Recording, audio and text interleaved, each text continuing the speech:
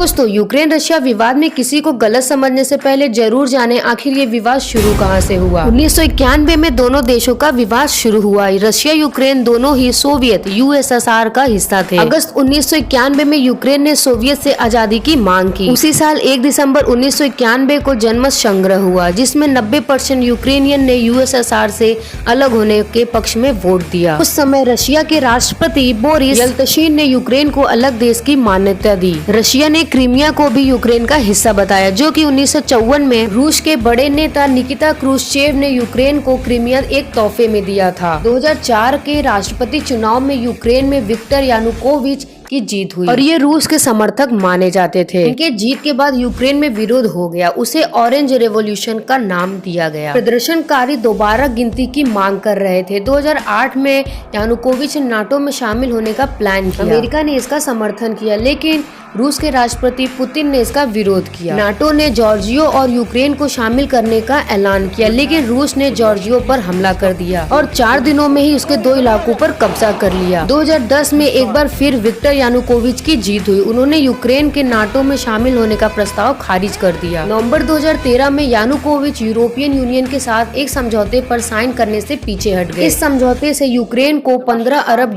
का आर्थिक पैकेज मिलने वाला था। इसके लिए लोगों ने विरोध किया, सड़क पर उतर गए। फरवरी 2014 में यूक्रेन की राजधानी कीव में बहुत से प्रदर्शनकारी मारे गए। विरोध इतना ज्यादा बढ़ गया कि 22 फरवरी 2014 को यानुकोविच को देश छोड़कर भागना पड़ा। यूरोपियन यूनियन की सत्ता आने पर क्रीमिया पर हमला हो गया। आर्मी का यूनिफॉर्म पहने विरोधियों ने क्रीमिया के संसद पर कब्जा कर लिया। रूस के राष्ट्रपति पुतिन ये मानने से इनकार कर दिया कि ये रशियन सैनिक हैं। मार्च 2014 में क्रीमिया में जनमत संग्रह कराया गया, जिसमें 97% लोग रूस में शामिल होने का पक्ष में वोट दिए।